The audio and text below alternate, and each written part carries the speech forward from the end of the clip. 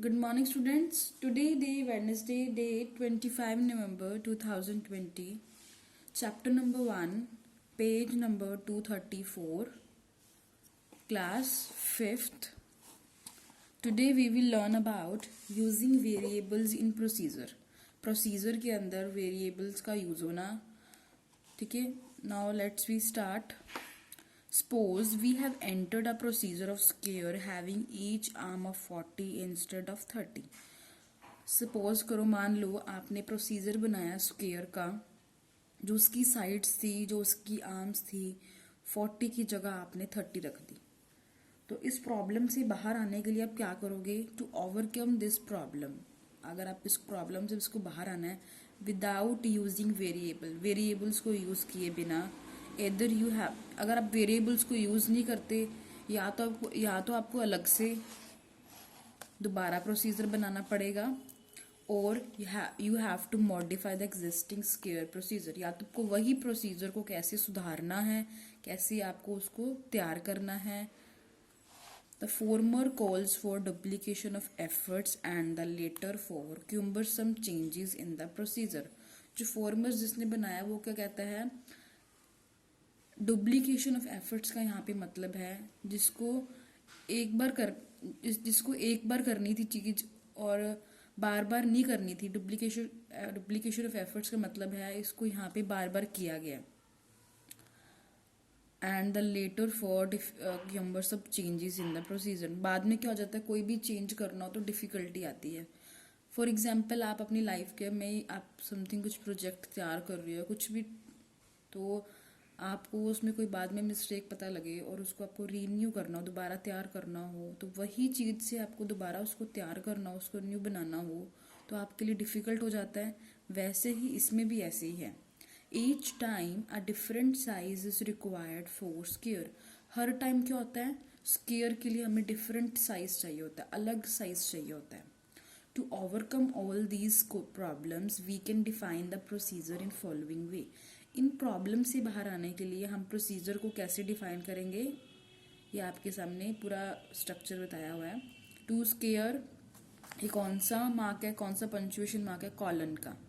To square size enter repeat for FD colon size RT 90, then end square is defined. Now type square 40. ठीक है, पहले square 40 enter. In this way we get one square of arm length is 40 on the screen.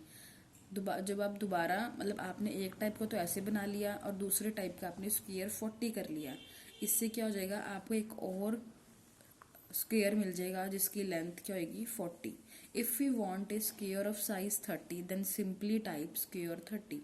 अगर आपको 30 square का जो size है उसको आपको 30 चाहिए, तो आप क्या पुट करोगे? स्क्वायर 30.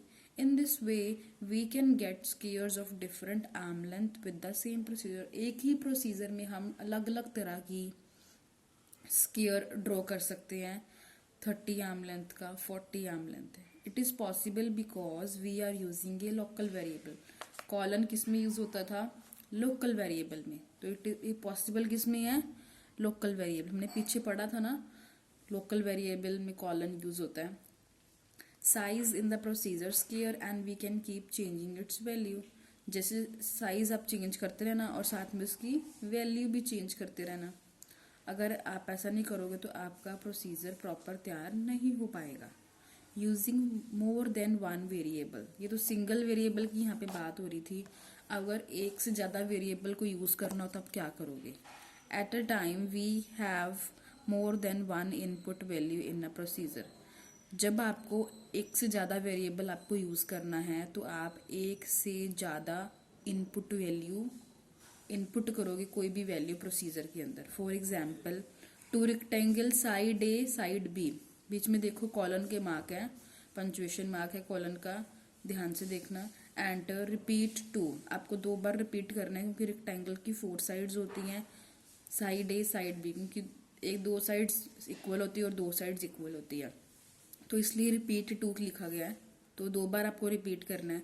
स्क्वायर की साइड्स 4 साइड्स सेम होती है तो रिपीट 4 लिखते थे. रेक्टेंगल के लिए आप 2 लिखोगे. F D colon side A RT90, FD colon side B RT90, then enter. Here side A is for the 2 arms, side B is for the 2 arms. जैसे मैंने आपको बताया है रेक्टेंगल में 2 साइड्स सेम होती है और 2 साइड्स सेम होती हैं. साइड ए की 2 आर्म्स होती है, साइड बी की भी 2 आर्म्स होती हैं.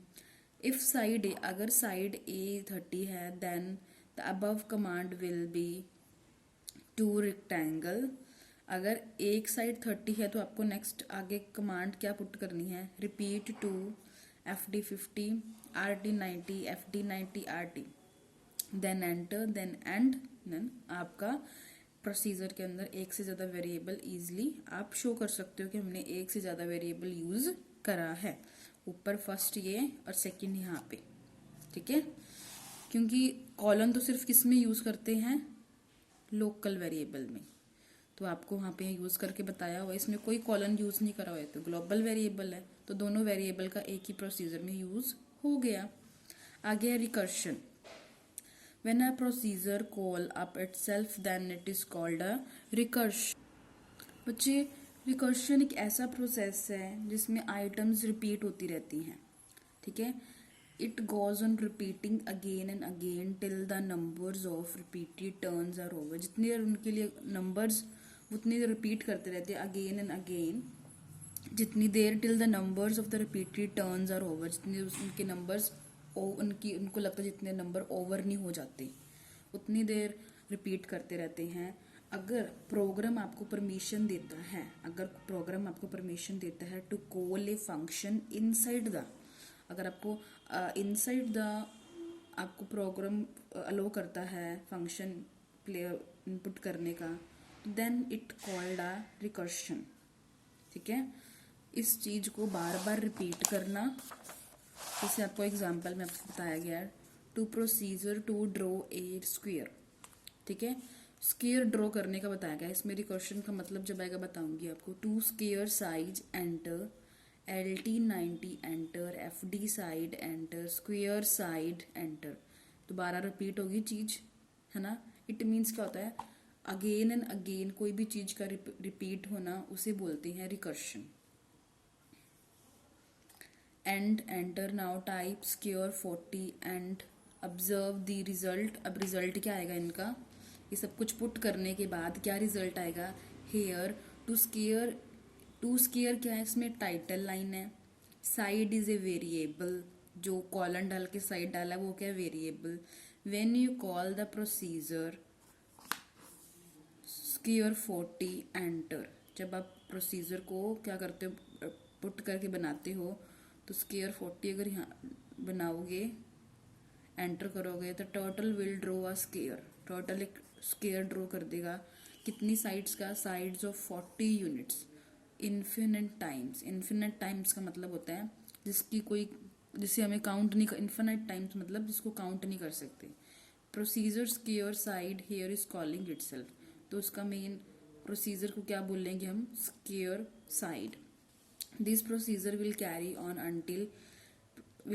until you press control plus break key. आपको क्या प्रेस करना पड़ेगा, जब अगर आप उस प्रोसीजर को क्या करना चाहते हैं, अपना उसको कैरी करना चाहते हैं, उतनी देर वो अपना नहीं हो पाएगा जितनी देर आप क्या नहीं करते, कंट्रोल प्लस ब्रेक की.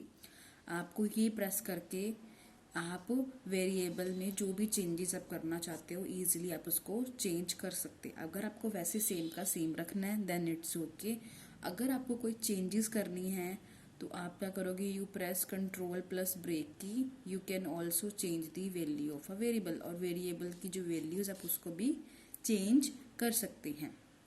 इसे बोलते हैं रिकर्शन, जिसको बार बार रिपीट किया जाए. जैसे यहाँ पे टू स्क्वायर कॉलन साइड, फिर स्क्वायर साइड, देन स्क्वायर 40, ये चीज़ को बार बार रिपीट किया गया है, तो इसका मतलब होता है recursion. Next topic we will do tomorrow. Thank you, have a nice day.